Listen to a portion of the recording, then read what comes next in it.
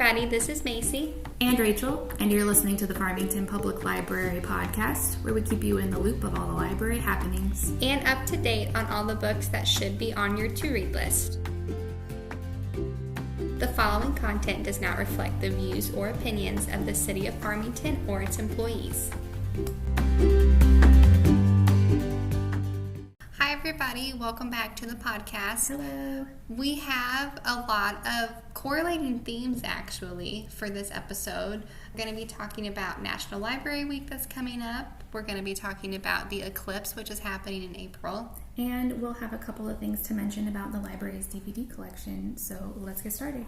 So with it being almost the end of March, something that we have coming up is National Library Week, which is April 7th through April 13th. And it's just an annual celebration of libraries, librarians, and how they can help their communities. It's celebrated by the American Library Association. They kind of put it out and make a theme. And this year is Ready, Set, Library.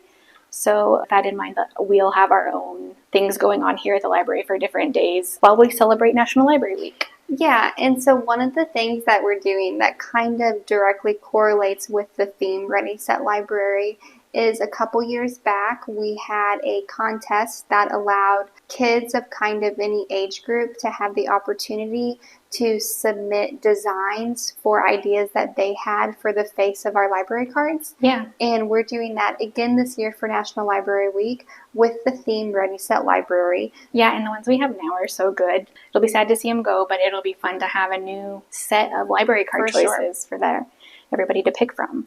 And then something else that we're doing is actually during National Library Week, that Wednesday, which is April 10th, is National Encourage a Child to Write Day. So with that in mind, we'll be giving out free journals to kids on Wednesday at the library. Mm-hmm. There is not a specific activity in mind necessarily for the kids to do with the journal, but it's just to encourage kids to write because writing and reading in a way do go hand in hand. Sure. So we thought we would take advantage of that opportunity with that day being during the week. And then something that we'll have going on, not in-house, but on our social platforms, is we will be having different social media posts throughout the month of April, I believe, that feature different staff members and what their favorite reads are that we have available in the library. Yeah.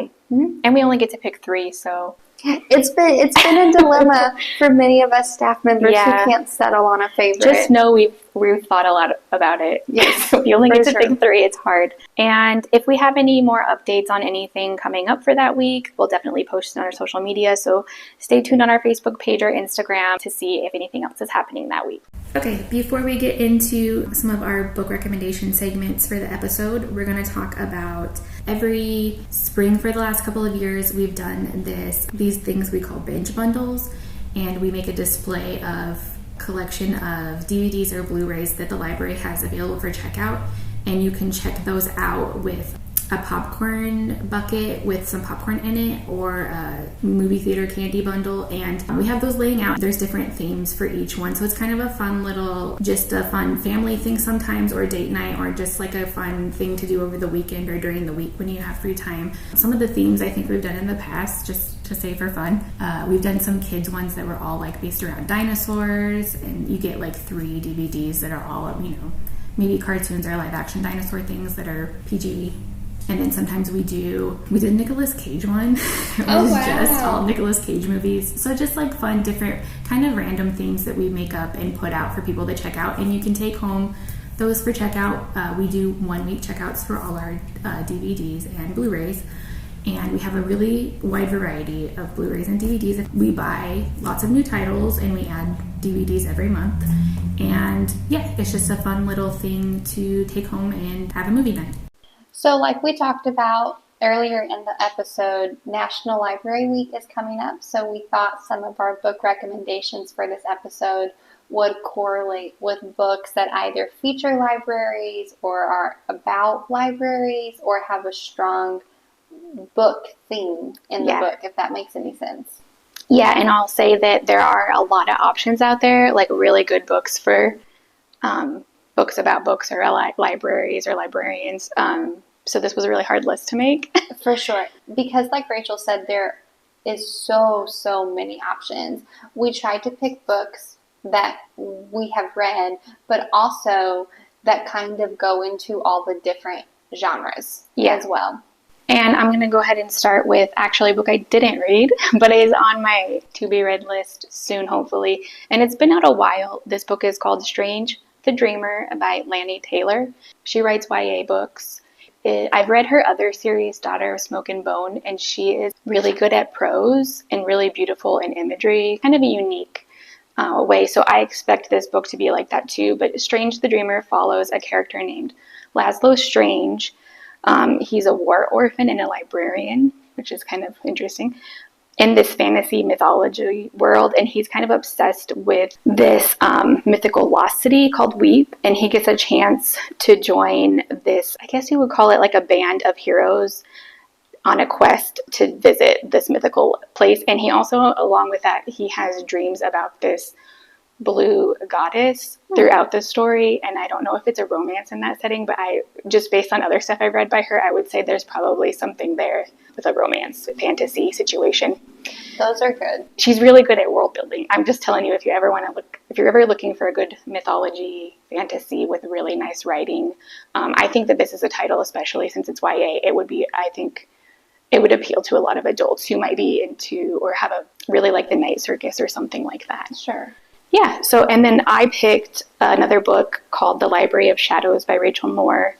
And this is another YA book because who would I be if I didn't read YA? Would I be me? YA is good. We appreciate YA. The Library of Shadows follows a girl. She's a new student at this private prep school. She's a scholarship student. Her name is Estee. On her first day there, she's getting a tour and she meets this other student who, through like a series of I don't want to say mishaps, but like events, the kind of strange events, they end up using this key that she found that was her father's passed away, to break into the top of the library building, and they take out this really special book.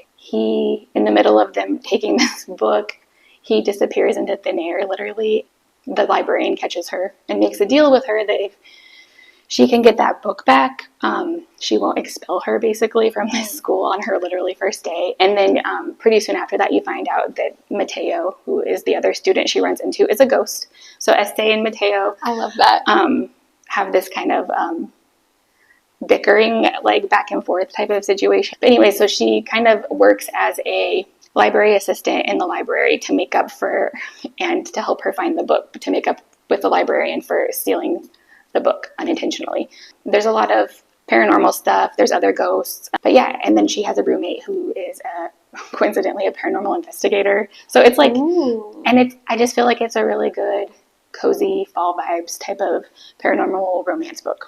So is there kind of two plots going on in the sense of her trying to find this rare book, but then also her working with her roommate to figure out why she can see this ghost?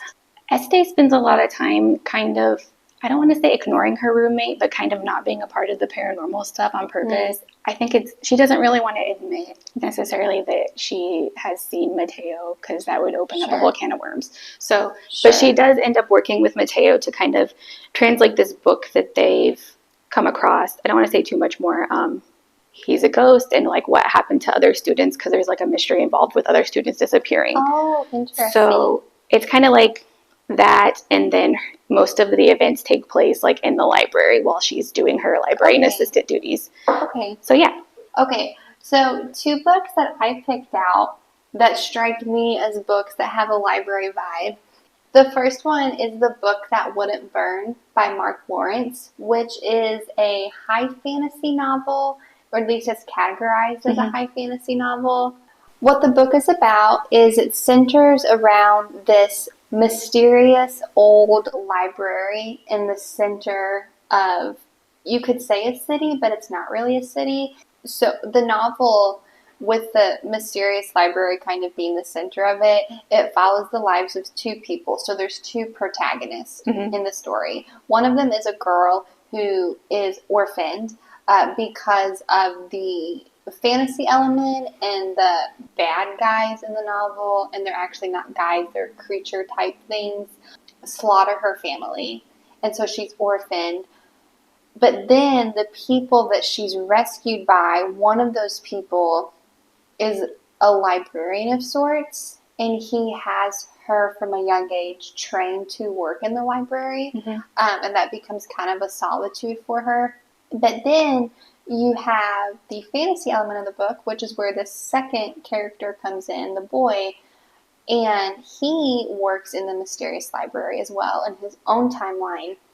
But him and his 4 siblings got trapped in the library because the mysterious thing about the library, which makes it the antagonist of the story, is that there's a device called the mechanism, and the mechanism in the library transports you to whatever book you're reading, that timeline and that universe and that story, it transports you to that. That's interesting. And so the boy, he doesn't remember what book he was reading when the mechanism was used to transport him to where he's now trapped. But this mysterious library, and that's what it's called in the book, takes place in all these different books and exists in all these different universes and timelines. Well, one day, while the boy's doing his work, he finds this note that says, "Find me at the bottom," or "Meet me at the bottom," and he thinks that it must be the well underneath the library. So he goes to investigate, and when he does that, he's pulled into a portal where he meets the girl for the first time, and then they get separated, and then over the course of many years in her timeline, but not many years in his timeline, they end up meeting, and they basically end up working together for the overall overarching plot of the book. And so, like I said, it's kind of a complicated plot, but it's really interesting and it's really good. And what's unique about it is that the library is both the protagonist and the antagonist of the book all at the same time. Interesting. Yeah. And it's also about the boy, too, trying to discover how to get back to his original timeline because he can't remember what book he was reading that portaled him to where he is now. I see. So the book, it's The Book That Wouldn't Burn by Mark Lawrence, and it's actually going to be a part of a series, a trilogy. The second book comes out this April, I believe. Oh, yeah. Okay, cool. Yeah. The second book I have on here is The Lions of Fifth Avenue by Fiona Davis. And Fiona Davis, she is known for writing historical fiction. And what this book is about is it's an alternating timeline between 2 people. You have Laura. Laura is the first person that we encounter in the book, and then Sadie is the second person that we encounter. And Sadie is actually Laura's granddaughter. Laura, her husband, was one, like the director or the superintendent of the New York Public Library. This is where the book takes place, hence The Lions of Fifth Avenue. And basically, Laura loves books. She ends up discovering herself in books. She goes on to join the College of Journalism and travels the world and has all of these adventures. But she ends up coming back to New York because she hears that where her husband is still employed at the New York Public Library, that a lot of rare books and valuable items in the library are disappearing from theft.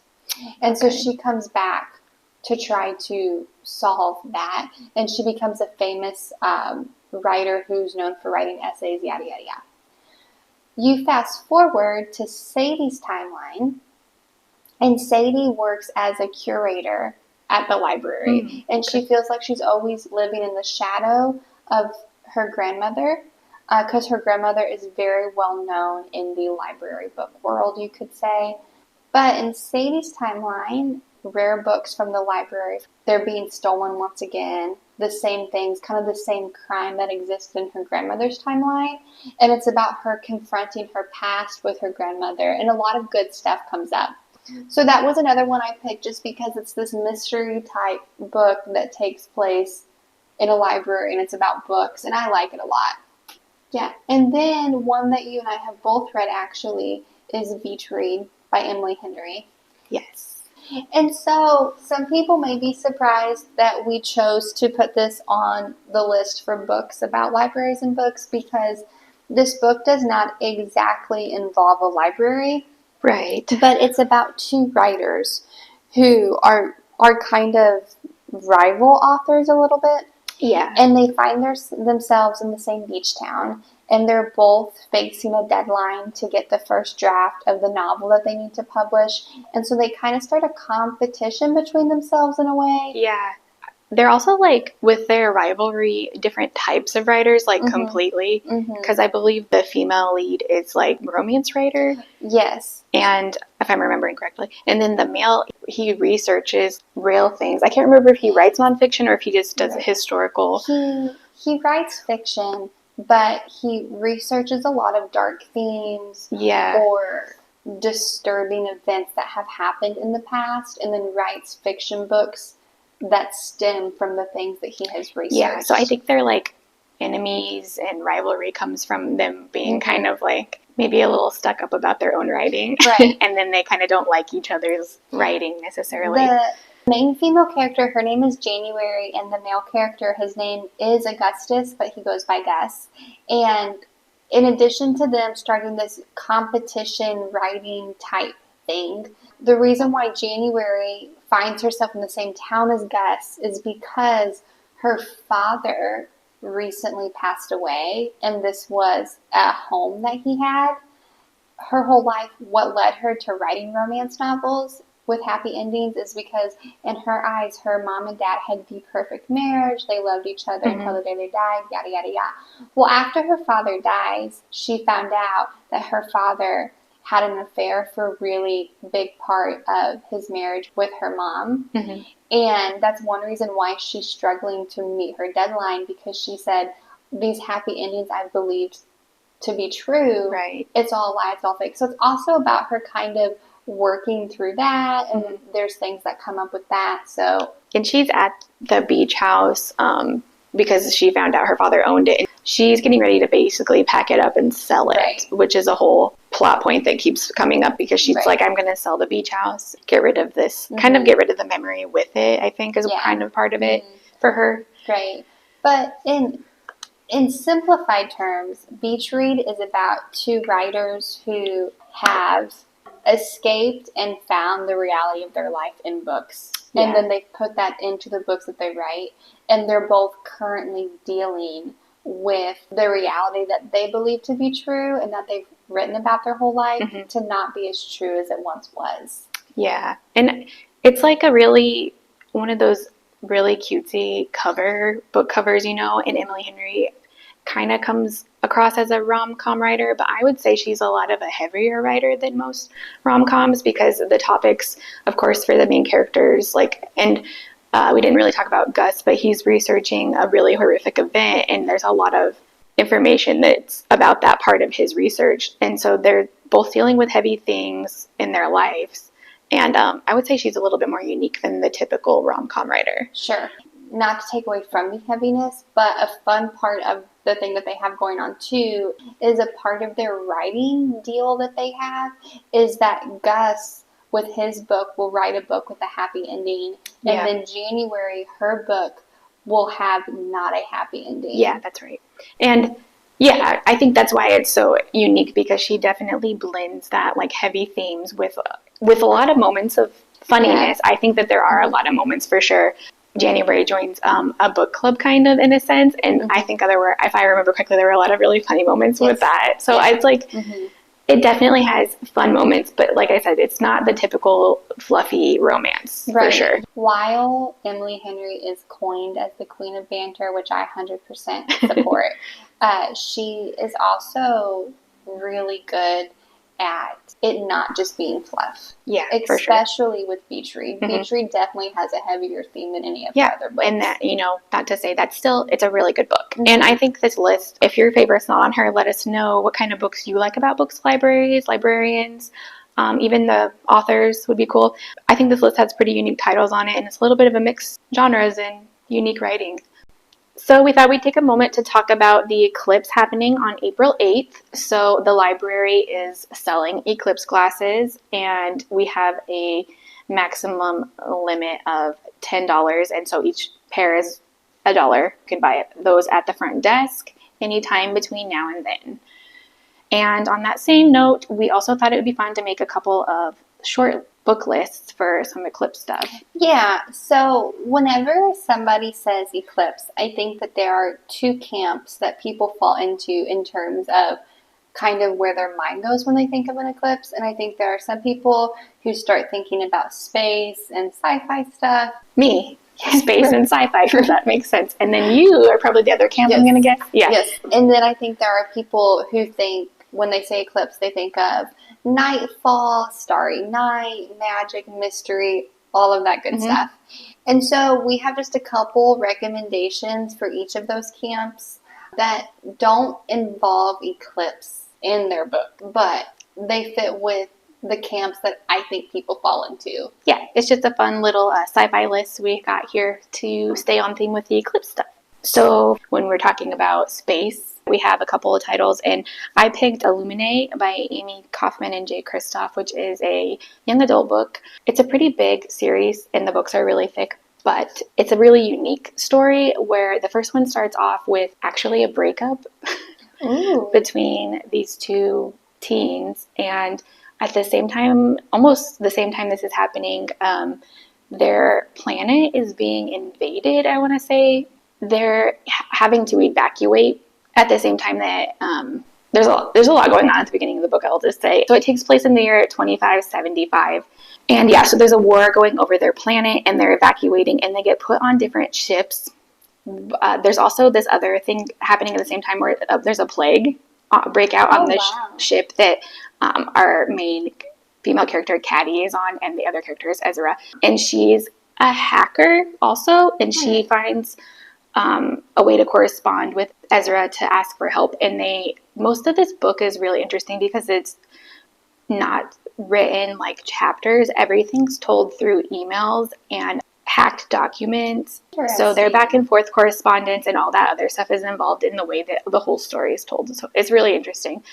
It's like a good space sci-fi. It's got the unique writing, and also it's got a little bit of action adventure vibes sometimes too. So the book I chose is On Earth as It Is on Television by Emily Jane, and I believe that it's actually this author's debut novel, but I could be wrong. I think you're right. And this book is super fun, super weird, super different, but it's good. And there's different storylines going on, and I realized that a lot of the books I picked to recommend always have different storylines, but it's not an alternating timeline. This all takes place at the same time. Okay. And it's always different characters who have very different lives, and it's about their life and just everyday weird stuff that happens. But also there's an alien invasion, and that's somehow normal in this world in which they live. And that's about the extent that I can describe the plot, because it's a weird book and it's hard to explain. I know, I felt like when I was explaining mine, they're very unique, and it's hard to explain the layout necessarily. Right, but it's a good book. It has kind of a pop culture feel cover, and that's originally why I was pulled to read it, because I liked the cover. Because even though they say don't judge a book by its cover, I think so many of us read a book because of its cover. Right. And I'm not a big sci-fi reader. However, I did enjoy this book. And like I said in the beginning, it's super weird, but it's super good. And it's well written too. And then the other camp of the night vibes and the stars. Which is me. And all of the more, I don't know, what do you want to call it? The more whimsical way to put? I would say whimsical, magical. Magical, yeah. Like nightfall. Think nightfall. Is what I think. Think darkness. Yes. So my pick for that is Spells for Forgetting by Adrienne Young. And this follows the life of, because it's been a minute since I've read it, but this follows the life of Emery Blackwood. And basically, a long time ago, her life was totally disrupted because her best friend was found dead, and the person that she was with, the love of her life, was accused of doing it. And so she stays on this folk magic island that she always wanted to escape to work in her family's shop, which is kind of like a tea shop. But then we're 14 years after that happened, weird stuff starts happening. And Emery can sense that something is on the horizon that's not going to be super great. And August, the love of her life that was accused of murdering her best friend, shows up after 14 years to spread his mom's ashes. And the island starts reacting to that. And it's very folk, magical type stuff going on. And I know that's not a super great description, but that's kind of where the novel takes off. But it's also about her friend who was murdered. With August coming back, the island is reacting because it's trying to reveal the truth of what actually happened that night. That sounds interesting. And I know it sounds more like a murder thriller, but it's really not. When you read it, there's a stronger, magical, whimsical feel to the novel. Sounds interesting. I think I've had that on my to-read list for a while. Also, I don't know why, but I really like the cover of that book. The cover is really enticing a little bit. Yeah. That's a good way to put it, because it's hard to describe a little bit, because it's more like a color thing that it's got going on, and then it's like an ombre color going from white to dark blue with stars. Yeah. All right. Well, that was a really good one for that. Which is an eclipse. So wow. Connection. So for this different type of book for eclipse vibes, I picked The Night Circus by Erin Morgenstern. This is an adult novel. This book, I would say, is kind of slow, so that's not for everyone, I know. The way it's written, it goes through a lot of stuff. So I'm going to try to describe it a little bit, but without giving away too much, because there's a lot going on in this book. So The Night Circus is kind of about this circus that arrives only at night, and it just shows up. Behind the scenes of the circus, there are these two characters that are both magicians, Marco and Cecilia, and they're like really young, I think, when the novel starts, or when they start training with their, I don't want to say instructors, they're like proteges of these like two older people, and they're kind of have a rivalry with each other, but like fall in love at the same time. So a lot of it is about the circus in general, but revolving around these two characters that are being raised to rival each other, but also fall in love when they're like, and they have like a connection with each other. And it's got like their romance. Yeah, it's just like a different type of writing. Like I said, it's slow. The prose and stuff, if you like a really imaginative and like a lot of imagery and a lot of description, then it's probably more for people who read those kind of books, not necessarily the fast-paced action-y stuff, if that makes sense. Sure. Yeah, that makes a lot of sense.